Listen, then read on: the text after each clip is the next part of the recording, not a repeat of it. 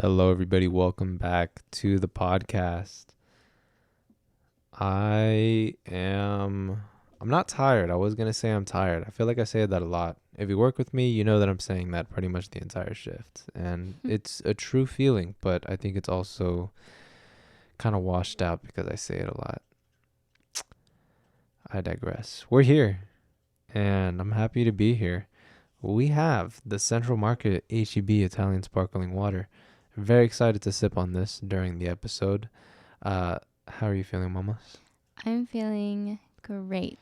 Why don't you go ahead and crack that bad boy open on the mic? Okay. Right next to the mic. Yeah. Like right here? Yep, right there. Okay. Are y'all ready? In the front. Right here. There it is. You like barely hear the I don't have my nails, so you can't tell. Okay, hold on. Let me try. Go. Do it right in the front.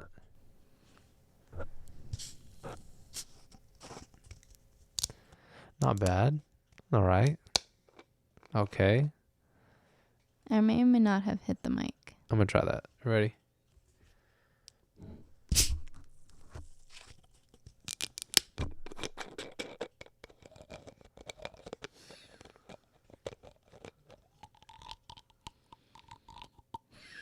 Girl. What? Yours always come out so good. Because I watch ASMR. That's probably it. I need to get on that then.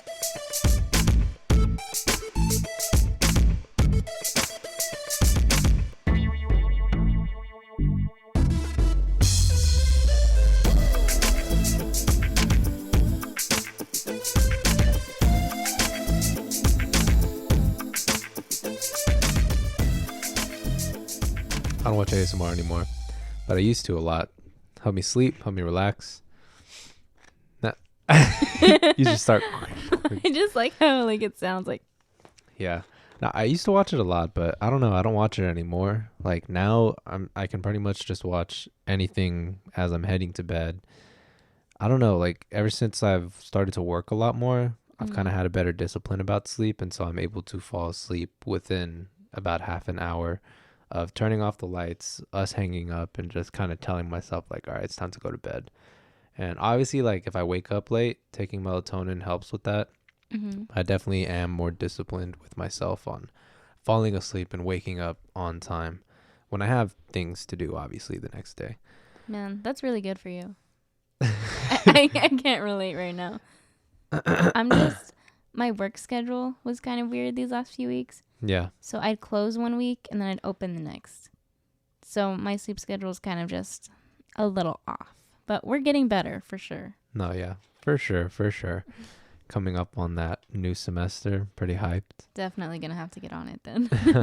I don't know. I'm kind of excited because I think I've expressed this before on the podcast, how I love the months of September to December. Like that's kind of like the holiday season. I feel that. Like, don't get me wrong, I love summer, but that definitely is like when that seasonal depression really kicks in. And for me, it's just like summer every day is a damn struggle to get up. Not to like sound depressing as hell, but it's like I'm more tempted to sleep in and do absolutely nothing during summer than I am during the months of September through December. Fall, I love fall. I love the weather. I love waking up every day and just being happy. And then just, I don't know, being joyful around others. It's really fun. And I love that time of the year. Like Halloween, absolute bop. Thanksgiving, bop. And then Christmas, oh my gosh, December, favorite time of the year. Honestly, like absolute favorite time of the year. But anyways, a little bit of a tangent. Do we want to get into today's topic? I mean, yeah, if you're ready for that. Definitely. I don't know if it's going to be a long one. We'll have to see. We just have to minimize our answers, I think. We'll see where our answers take us. You know what? Maybe we don't even finish all of them. We just do like half, depending on the time. Yeah, because I've really just kind of skimmed over these questions, so I haven't thought about the answers. So, not to leave you on the dark, but we are doing 20, possibly 20 questions. Kind of like that game that you play, like when you try to get to know somebody. This is literally what that is. And even though we know each other very well, I think we are going to find new things out about each other in this episode. Nothing like too deep, but these questions are just something fun to ask each other and kind of get a better insight on what we think about these things. Yeah, I'm definitely excited because I just saw like the link and was like, okay, it's this one. Yeah. So I really don't know what these questions entail. Should spark some interesting convo. Let's, sure. I don't know. So we're going to go back and forth, right? Yeah, Is we that- can do that. So like if I ask the question, you answer. You ask the Definitely. question, I answer. Okay. You want to ask the first question? I definitely can. All right. Okay, all right. Number 1. If you could change only one thing in your life, what would that be and why? Damn, we're starting off with a hard one. Change only one thing. Damn. See, that's really hard because things that I didn't enjoy in my life thus far, I wouldn't want to change because they got me to where I'm at right now. Mm-hmm. Right? Like even the negative things taught me stuff to get to the point where I'm at. I think if I could change one thing, it would be like sleeping in a lot. Right? I know I just talked about how I'm very disciplined now, but that's now. Yeah. Back then, I missed out on quite a bit of opportunities because I slept in. And because I slept in, like I let people down, people that were close to me, people that weren't close to me, I let people down. I was late to things. So I think sleeping in was probably like one of the banes of my existence. And so being more disciplined in going to sleep on time and waking up, at a decent time to make it to things, not only on time, but, make it to things and fulfill commitments that I made to people, fulfill promises. Mm-hmm. I think that would probably be something that I'd change. I don't know how drastic of a difference my life would be if I was that way back then, but it's something that I do think about. Like, it's not just family that I let down. It really is like there's a good list of people and organizations that I let down by sleeping in. So definitely, I think not sleeping in would be something I wish I could change from back then. Right? Did I answer that question right? It is like in your life. So overall, I feel like. Yeah. So like I'm disciplined now, but I think being more disciplined with that would be the goal. Because what it is like I wake up early and I go to bed early when I know I have things to do, right? Like work or school commitments as of recently. But when I don't have anything specifically going on, like too crazy, or that's I don't want to say of great importance, but of like other people are relying on me, like I will sleep in. And it can be hard, right? Because now it's like if I don't make commitments, then I'm gonna sleep in. And it's not like that's a bad thing, but then I miss out on other things that I could have gotten done, like hobbies, like the podcast. Like I end up putting stuff off for the podcast till like last minute. Yeah.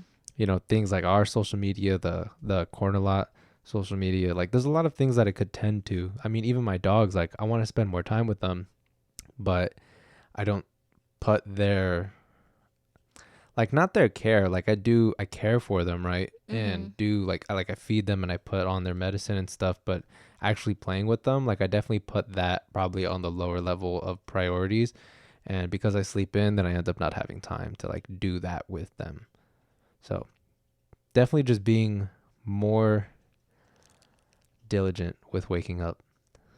That's what I would change currently, and then what I wish I could have changed from back then. Damn. You really thought deep about that. That's really interesting. I like it. I like the answer. Yeah. 'Cause I sleep a lot. I don't know like what that means. Like, am I just a tired person? Is it just like the season, right? Like the seasonal depression? Like I know, I don't want to say symptom, but like one of the things like with depression is you sleep in a lot, right? And not to say like that you're tired, it's just you lack motivation. And that could be a symptom of the season, right? Mm-hmm. But then I think about like the rest of the year and like, I still do that. So Well, I definitely think it's different for everyone. yeah. You might like sleep in regularly, but maybe it's different. Maybe you just still feel tired. Yeah, maybe I'm not eating a nutritional dense meal, for all three meals. Like that could be it. I don't know. There's a lot of factors for sure. A lot of factors. All right. Yeah. Next question. Directed to you. Okay. So in a regular day, what do you find yourself thinking about most? Well, I definitely say it depends. Like if if I'm at work, I'm thinking about you and going home Okay. and then studying. Those are like the top 3 things. Nice. But if I'm at home, I just think about you. And if I'm not studying. And then if I'm with you, I think about going home. Yeah. And then studying. Well, it depends. Like if I have stuff to do afterwards, then I'm thinking about going home and studying. But when I'm with you, I'm just thinking about you. So the only common factor here really is you. Because the other stuff, it kind of just like fades away into the back. Because those are things that I'm stressed out about, like studying. Well, that's the circumstance of right now, though, because you're studying for the LSAT. Yeah, that's what I'm saying. Like, so, it very much depends. Yeah. But throughout, like... presently, like overall... studying is one of your top things that's on your mind. Yeah, but overall, like, looking back in high school or the last semester, I definitely thought about you the most. So I think you're the thing I think about the most. The thing? The person. It says... Yeah. Yeah. Yeah. It says, what do you find yourself thinking about the most? Yeah. So you're what I think about the most. It's just because you're so comforting to me. Mm-hmm. You know what I mean? So if I'm at work and I'm stressed out, I just want to be talking to you. And then even if I'm relaxing at home, if I see a funny video or something, I want to tell you about it. So, yeah, I'm just always thinking about you in like a good way. Yeah. Yeah. Chill. Well, it's just because you're my person. You know what I mean? Like any random thought, I'm like, I need to tell him. I need to tell him that I'm thinking about this. So, yeah, even when we're in the car, I'm like, damn, I need to be talking to him. And it's not like I feel pressure to talk to you. Yeah. It's that I have so many thoughts and they're all random. Like, I will jump from one thing to the next, but it's because I'm so excited to be with you because I've been waiting like all day. Oh my gosh. And it's nice, like in a healthy way. Not like I'm constantly just thinking about you. Like, obviously, I do other things and I have like other priorities. Yeah. But I definitely like find myself thinking about you the most. Mm-hmm. It's very nice. Yeah. Very nice to know. I'm glad you're flattered. I didn't know it was on your mind that much. How could you not? Okay, are you ready for your next question, though? Yeah. Yeah? Yeah. Okay. So, if you could write a song about your life, what type of music would you use? I feel like it kind of means like genre. Genre of music. I don't know that, man, if I had to choose a specific genre, kind of like, man, what genre of music is Frank Ocean or like Daniel Caesar? Honestly, I don't know. It's not sad music. Like, it gives a connotation of sadness, but for me, it's more like melodic, thoughtful. Like, I'm always in my mind, you know? Yeah. What does it say? Here. Frank Ocean, soul music. Or it says neo soul, but soul, R&B, a little bit of that. Mm-hmm. Like, for me, I know that's like, you might be thinking, if you're listening, like, what, right? But the best way I can put it is that I'm chilling, I'm having a good time when I'm hanging out with friends, when I'm hanging out with you. But, when I'm by myself, I think that's, like, when you're talking to yourself, like, that's who your true self is, right? And it's not like I'm hard on myself or that I'm like bummed or anything like that. it really is like I'm just always in my own head, not Yeah. overthinking, but just thinking. And so I find myself like when I listen to Frank Ocean and Daniel Caesar, I kind of imagine like I'll be driving and I'm listening to them and I'm imagining myself floating in the ocean. There's nothing but myself in the water and just coasting along. And the music is going to the sound of the waves, and that is how I am navigating my headspace. And Mhm. so I'm not sad, but I am kind of floating in my own thoughts. And so that's the best way I can describe it. And that's how that music carries myself. And so I Uh-huh. think that's how what genre of music would best represent my life, like my personal image of myself and how I think, right? Maybe from the perspective of others, I don't know. I think I can be quiet, but then others are also like you. I can be extroverted, right? And do kind of weird things. So I don't know. I don't know how others would like. I can't say for certain what others would classify as a Mhm. genre pertaining to how they perceive me, but yeah, for me it'd be like R&B soul, something like that. That's so cute. Or like maybe cute's not the right word. Yeah. But that's just so interesting. I would have never. Oh my gosh. I don't know. I like it. I like what you said. I don't know, like I love how you kind of gave an image of it too. yeah, I what can definitely see what you're saying. uh-huh. Whenever I listen to music in the car especially and it's just me, I definitely like daydream. Like I'm imagining myself in a position that the music is carrying me to. Mhm. And so that's where I see myself personally. But don't get me wrong, there's like different sides to my life. And so, like, if I'm listening to like rap music or something like that to get myself pumped up for a workout, like, I'm seeing myself in the midst of a workout or of an intense training scene in my head before even getting to the gym. And like vice versa for like country music, like I'm seeing myself in this big ass pickup truck, like you in the passenger seat, like I put myself in these places that, and the music carries you to those places. Yeah. But like personally, I definitely see myself more vibing with like Frank Ocean and all that. Like I have a playlist on Spotify, and it's not just Frank Ocean and Daniel Caesar, but they definitely take up a good like majority of that playlist. And then other kind of wavy melodic songs that just kind of carry you places. Mhm. But yeah. Well, even like mentioning your playlist, I definitely see you gravitate more towards like those types of songs. Yeah. Like, and it's straight up like I'm not sad. It's just I like that music. Yeah, you're just kind of like relaxing. Mm-hmm. It's what relaxes you. That's what it is. All right. So,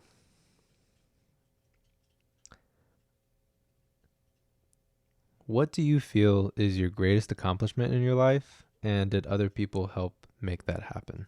Dang. My greatest accomplishment? Yeah. I haven't lived that long, so let me think about this. Up to this point, Up what would until you this point. classify as your greatest accomplishment?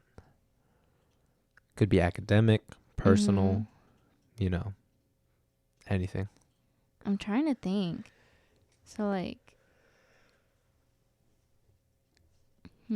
relative to now, I would definitely say like if you look at accomplishment revolving around like money and like what you get out of it, I would Mm-hmm. say my scholarship that I got for St. Mary's. Really? Yeah. That's my greatest accomplishment because like my parents do help me with college, so Yeah. they're paying for like the other portion of my degree, Mm-hmm.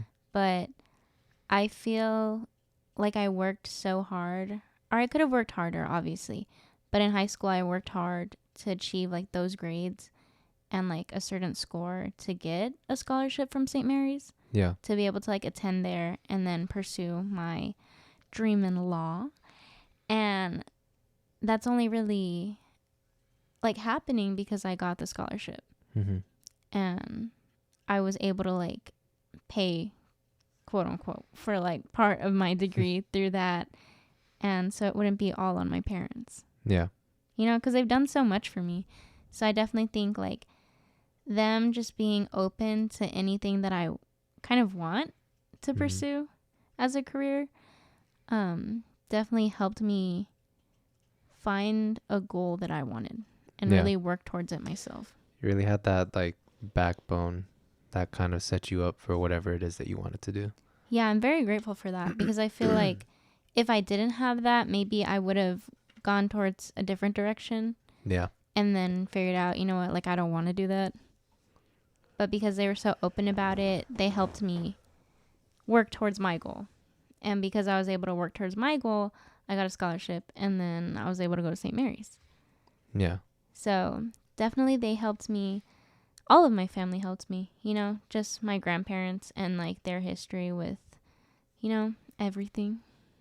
And you as well and your family too. I definitely think that having this great platform helped me. So everybody. Yeah. Everybody in my life.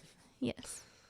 Everybody just like gives you something, Yeah. you know, whether it's like a life lesson or an amazing friendship, relationship, they just really help build you up and show you new things about yourself. So, yeah, everybody helps me. All right. Now I got to find one for you. Okay, I'm ready. Are you ready? Go for it. What things do you look forward to each day in your life?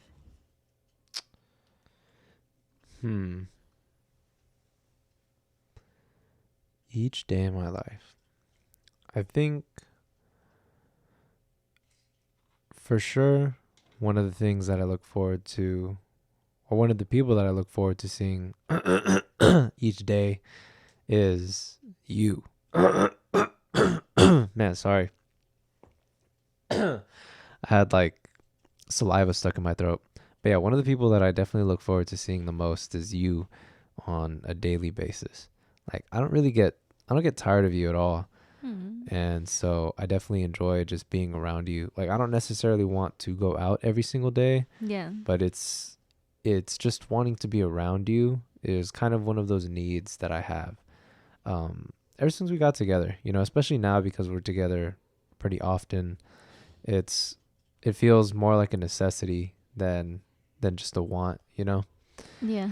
I think other than seeing yourself, I definitely do look forward to seeing the dogs as well on a daily basis. And obviously like my family, I really enjoy seeing my parents before I head off to work or before I head off to school. Seeing the dogs and how excited they are is definitely a joy. And I love catching my brother before he leaves. But I usually do see him when he gets home, which is always nice. So definitely seeing family, seeing you is always one of the things that I look forward to the most on a day-to-day basis. As far as like materialistic things, I definitely look forward to the alone time that I have at night. More specifically, when I lay down, when I'm about to head to bed and I watch like a couple YouTube videos. I don't know, something about it. Like I'm definitely an iPad kid and I love to sit down and watch YouTube videos. Like when I'm by myself and I'm eating like lunch or something on my own, which is pretty often, I tend to like put my phone up or like my iPad up or something. I have to throw a YouTube video on before I even begin eating. And it's like a 30-minute YouTube video and I'm like done with my food within the first like few minutes. But I don't know, something about it. I just enjoy it and I like to be on my own watching my videos while I doze off and head to bed. So it's something small like that you probably wouldn't think is like something that someone really looks forward to, but you know, I definitely enjoy that part of my day. It really winds down the night. But I don't know. Other than that, there's not really anything that I look forward to that I do on a daily basis. Right? Yeah. That was the question. Yeah. What do you look forward to each day?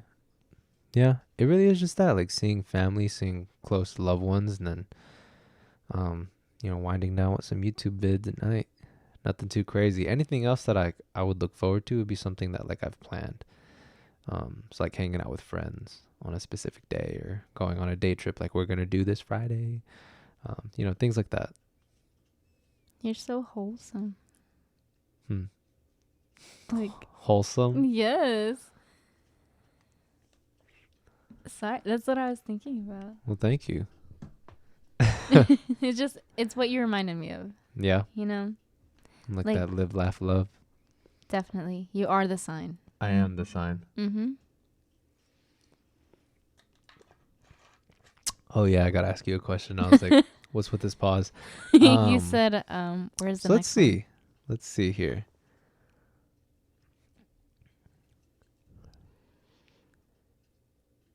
Is there a belief or attitude that seems to interfere with creating or pursuing a big dream? For you personally, is there a big dream, big aspiration that you want to go for, but some sort of belief or attitude or general, I guess, outlook on something that's preventing you think, from pursuing that? I'm definitely fearful of rejection. Yeah. Mm-hmm. And this goes back to law school. Even though I'm doing good with studying, there's this fear in the back of my mind of, I'm not studying hard enough. You're not going to get in because you're not studying hard enough. And I'm scared because of that and like that mindset. Like the mindset is really what's not going to get me in. Or like it's going to hinder my ability to get in. Yeah. Sorry. And yeah, because I mean, you apply to colleges, a few of them, and you're like, whichever one I get into, I'll go, right? That's kind of the outlook on it. At least that's how it was for me in the beginning of, I think it was senior year or junior year when we started applying. I was like, you know what? I'm just going to apply to these other ones, see what happens. Like, I was still on the fence of being a lawyer. And I was like, I can go to any college and then transfer later, to St. Mary's. I didn't have like a dream school. But now that I do have a dream school, which is the one I'm currently going to, it's affecting me a lot more than I thought it was. Yeah. It's making me scared. And not in a completely bad way, but definitely like fear. And it's not really a belief, but I guess like the belief that I'm gonna get rejected. It's an attitude towards success being the be all end all. Like that acceptance, the never being told no sort of attitude is what causes that fear of being rejected, being told no, to be amplified. Definitely, because I've been told no for little things. But like, what if this is the turning point in my life? You know what I mean? Like in a show where it's like her life was all planned out, like everything was going good, and then she didn't get into like her dream college. Yeah. Going into high school or going into college, and she had to completely like reevaluate what she wanted and all of that. I'm scared that I am at that point in my life. And it doesn't happen for everybody, And I mean, hopefully it doesn't happen for me because I am working hard. I still have time for the LSAT and all of that. But, and it's not like a constant thought. Yeah. But I definitely feel like that attitude is what's stopping me. And it stops me for a lot of things. Like, I don't know. For example, like mock trial. The first time I had to speak, I was doing everything that I could to not because I was scared. And oh my God, I just totally stuttered on my words. But I've like spoke in public before and like to a big group of people. So I was so like thrown off because I was still nervous. Like, I thought with all this experience, like I'd be fine. But being so scared of like being rejected or like being thought like I wasn't good enough or like other people thinking I wasn't good enough, that stopped me from being like, yeah, I'll go first or yeah, I'll go third. No, I like waited until he was like, all right, who hasn't gone? And I'm not going to lie and not raise my hand. Yeah. But, Sophia is she's definitely there. And again, it's not all the time. Like I look forward to these things, like taking the LSAT, applying to law school. I know taking the LSAT kind of sounds weird, but like I'm excited to get it over with, you know, Yeah. and like show that I studied hard to get the score that I wanted. Yeah. That's what I'm excited for. And I'm excited for mock trial and going to competition and seeing how that looks like, and, you know, being able to dress up like a lawyer or something, you know, Mm-hmm. like that's as close as I've gotten to my dream. And it's all just like fear that stops me from being like, I can do this, or I got this, or it's no problem, you know? Mm-hmm. And again, like it's every now and then, but it's definitely something that creeps up whenever I feel like I'm doing really good. It comes out of nowhere. Well, a lot of people say that, like, if you're really scared to do something or nervous, that means that you really want it, you know? And that's what I'm also scared of. Like, I really want this, Yeah. and I didn't realize it until I was like crying to you about like being so excited that I was only a few points away from my score that I wanted. Yeah. That's crazy. Like, you don't realize it until you're scared. Well, I think you've been doing good, so I don't think there's any reason not to invalidate your feelings, but you know, you have no reason to be scared because you're really setting yourself up for success. Like you said, there's a few months before the LSAT is even to be taken, and so you got plenty of time to prepare. Yeah. Yeah. No, I get what you mean. You just got to keep telling yourself that. Yeah. So it's like when that happens, I just have to like reevaluate and be like, girl, Yeah, you've been studying like all summer. And I mean, in these last 4 months, I planned on hitting it harder because before I was studying to like an hour a day, and I'm trying to study like an hour and a half, and then I'm gonna go 2 hours. yeah. So I'm hitting it harder now. Mm-hmm. But I feel like because I wasn't hitting it as hard in the beginning, that's where the fear crept up. That's like, look what you missed out on, all that study time. Yeah. I mean, you can definitely burn yourself out a lot. Like, a lot of people aren't built for that, and that's not good for like information retention, just jumping head first, going balls to the wall. Like, you can look at it like a workout. Like, you have to build up to doing more intense, more weight. You know, it's you can't start at 100, right? You've been building up to that, and you're going to get to the point where every day is going to be at 100%, studying your absolute hardest, and then you're going to be absolutely prepared for that LSAT. You know, it just takes time. You got to give yourself a pep talk every day, like you've been doing. No, yeah. I look at it like how you were training for the marathon. Oh, yeah? I do little increments most days, which is like an hour and a half, Mm-hmm. maximum 2, so I don't get burned out.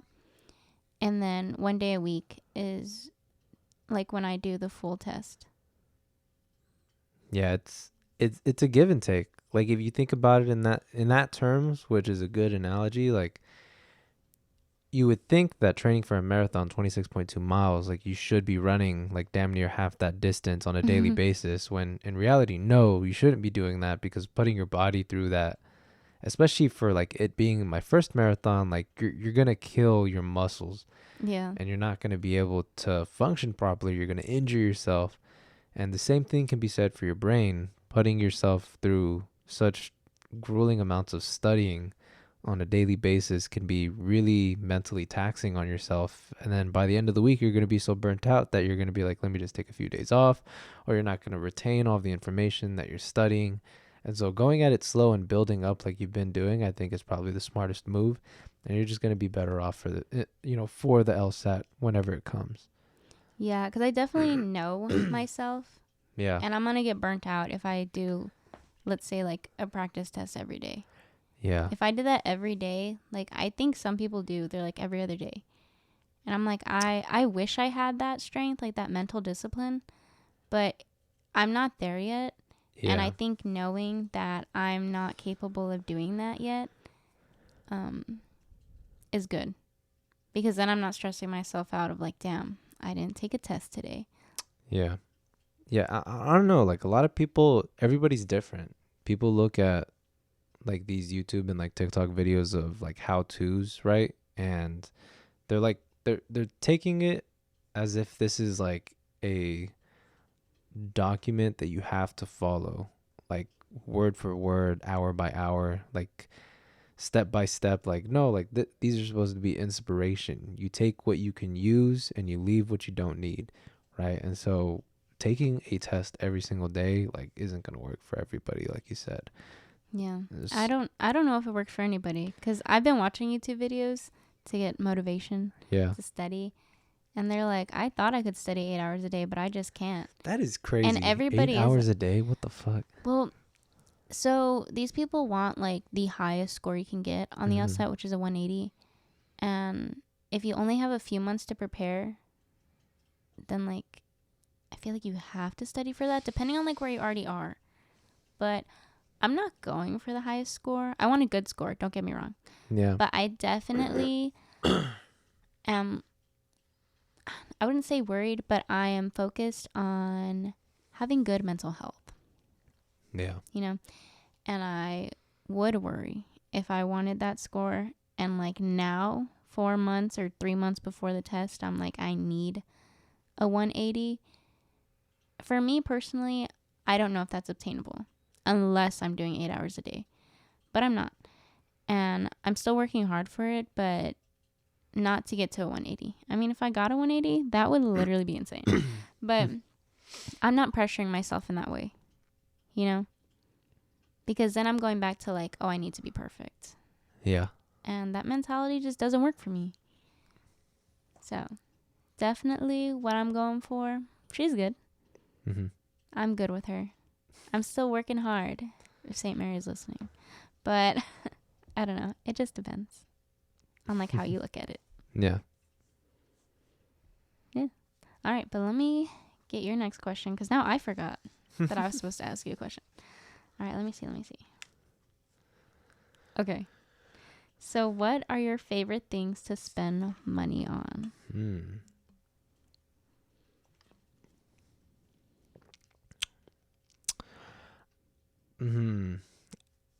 I'd probably say organization things. Like, I built the desk that's behind me, right? And so in building the desk, I had to have a lot of forethought on how I wanted organization to be. And so just kind of thinking about it, doesn't even need to be like crazy expensive things, but like I had an Alex drawer from IKEA, and I already knew that I wanted like drawer organizers. And so now that I have those, like everything within it is organized. And the same thing could be said for like the rest of my room, just small organizational things, how I put stuff. Like I built my headboard and I made it a point to put little cubbies on the headboard so that way I could put small stuff on there. There's a shelf right behind Marisabel, and I made it in the form of a box because I wanted to put stuff inside and on top. And it's just like thinking about that. I don't know. I enjoy spending money on things that help me stay organized. So that way everything has a place. And for the most part, it does not deviate from that place. For the most part, some stuff does. But I definitely enjoy that. And like technology, I'm definitely one of the genres of YouTube videos that I enjoy watching is like tech videos. So it could be like cheap tech that maybe some people have been checking out, like that are good alternatives to expensive tech. But then even like the newer Apple stuff and what's going on in Windows and other tech companies other than those big mainstream ones, I enjoy watching those. And so I enjoy upgrading the setup and adding things. So like I have my laptop and I don't have like a PC, like a PC tower. I just use my laptop. But over the course of the past year, I've collected things or bought things that enhanced the setup. So I have a dock that I put my laptop in. I have a monitor and a keyboard and mouse now and a desk mat. Like all of these things that make the setup feel bigger than what it actually is, which is just a laptop with a whole bunch of shit plugged into it, And so I definitely enjoy, like materialistically, that's what I enjoy. But if I'm at the store, 9 times out of 10, I stop in the dog section because I love buying shit for my dogs. I do refrain from doing it though because 9 times out of 10, like they don't need it. It could be new toys. I could be like, oh, I'm gonna get him a new harness, yada yada. Or I'm like, man, look at this dog treats. Like, I just like getting shit for my dogs. I don't know why. It's just enjoyable for me. And it's like I'll get them new toys and they mess with it for like a day and then that's it. And I'm like, well, there goes that. But yeah, definitely what I enjoy spending on. And coffee. Oh, definitely coffee. I can agree with that. But that's a known. But yeah, nothing too deep there. You know, nothing too wholesome or whatever. Oh, my bad. My bad. So let's see.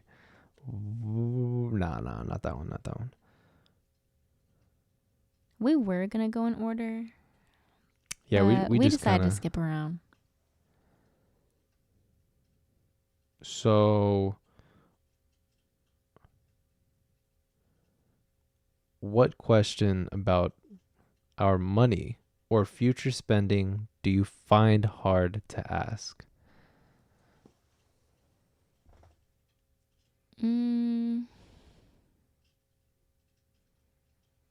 I haven't really thought about that because I feel like we're still a few years away from being married and living together and kind of doing finances together. But I guess I would say, well, there's two things. So I guess, are we going to have a joint account Mm-hmm. and prenups? Yeah, that's the thing where you have like, if you get divorced, like y'all's stuff stays separate, right? Yeah. But this is just like a question overall, like not specifically for you, but like how does that work if we have a joint account Mm-hmm. and then we have a prenup? You know what I mean? Like, Yeah. would we put a certain amount of money in that joint account together Yeah. and then have our own separate accounts? Because I feel like that would work. Yeah. But then how do we decide how much each person is putting in? Yeah. I guess that's the big question. I don't really know. A lot of people look at a prenup as like a negative thing, like you're expecting divorce, but other people look at it like a logical investment or thing to do. And I don't really know. I don't have any positive or negative opinion on it, Mm-hmm. like personally. The only reason that I know of it is because of a conversation that I had like at the beginning of the summer with my coworkers, and I think I talked to you about it. It was me and like my boss and a few other coworkers just talking about it, and like he was kind of getting into like how he would get a prenup and just how that's advantageous. Like it's not really about, I plan on divorcing you or anything like that. It really is just about kind of like insurance, I guess. Yeah. Like a just in case. But I don't know, like that is kind of like contradictory though. It's like, what do you mean just in case? You know? That's the thing. You know what I mean? Because I've watched one girl, like her video on why a prenup is good, even if you do not want a divorce, like ever, like wholeheartedly. Like Yeah. it's good for another reason or a few. I think that's what she said. But I didn't watch the whole video, so I could not tell you what those reasons are. But I'm interested to see what the other reasons are. I don't like how people, or even like I like view it as like, oh, well then you're going to get a divorce. You know what I mean? But if there's like another reason, I definitely think like we should look at it because it might just be like good for our finances overall. Yeah. I really don't know. Like I'm down to have a joint account, right? To pull Me money too. into. But I'm also like I'm down for like a joint account and then we still each have our own separate accounts that like it's important to have diversification, like different banks, different investments. And so I think having all of our stuff being joint accounts wouldn't be like dangerous or anything, but maybe it wouldn't be the smartest financial move. So having all of our money kind of spread across multiple accounts, both personal and joint, that way, like, we got rainy day money. Like, oh, what if one of our banks is down? Like, what if our joint account bank is down? Like they're having technical issues or some shit. Oh, but my personal account is with this bank. We can take out money for yada yada, right? You know, like that's kind of the thinking that I'm having there. Um, so I think it would be smart to have it in that way. But by no means do I like. I don't mind if we end up having like all of our accounts be joint accounts, but across different banks. Like the biggest thing is that we're just diverse and spread around, right? Mm-hmm. We don't have all of our eggs in one basket, because then, you know, you just never know. It's a risky thing out there. I definitely like the idea of having different banks. Just because, like you said, if one of the banks is down, I feel like that's smart. Yeah, and it's not even for like if the bank goes bankrupt. Like I don't think that would happen, but that is a possibility. It's more so like really it is technical issues. Like I've had that with Navy Federal. I tried to transfer money one time from Navy Federal like out Mm-hmm. of the ATM, and it was like all of the Navy Federal ATMs were undergoing maintenance, and it wasn't going to be done for the next day. And so it's like I didn't need that money, but what if I did need it, you know? I would have been out of luck. Nothing I could have done. Yeah. And so you know, having your money spread out in that way is important, I think. So that's I got Navy Federal, I got Wells Fargo. Pretty soon I'm open up Randolph Brooks and just start spreading the money. You know, set ourselves up for success. Yeah. Definitely like that. Still, my one question, which I feel like we won't be able to answer until we get to that point, is like, are we going to put an equal amount or are we going to put a percentage? I definitely say percentage is probably the smarter thing. Like right now I'm doing equal amounts, like set amounts, right? Mm-hmm. But as we get older, I definitely would do percentages of income spread to different areas. Yeah. I just think that'd be the more logical choice, because then it's like as our income fluctuates, like the amount going into certain accounts would also fluctuate with it. Yeah. Right. And so it wouldn't be so much about, oh, I'm making, you know, 50 grand more than I was last year, but I'm still putting the same amount. It's like, oh, I'm still going to be putting 10%, but now 10% is actually more of what it was last year, you know? Mm-hmm. Yeah. Okay. I get it. But, yeah, with all that said, though, you know, I think we're at a pretty good place to close out the episode. It's pretty late. We both got to wake up early tomorrow. Not quite 20 questions. Honestly, I lost count. I think that was like maybe 10. Maybe. There might have to be a part 2. Maybe. Honestly, pretty juicy questions. I was looking though at the latter half of these, and they got pretty like intimate.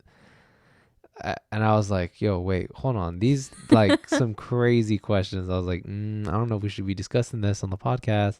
Definitely So not. maybe we'll have to look up another list of questions. But I thought they were pretty interesting. I think, I don't know. I found it interesting, like listening to your answers, and it was nice to think about, you know, something else. Like the questions that you asked me kind of made me think more deeply, I guess, about things that I never really would think about normally.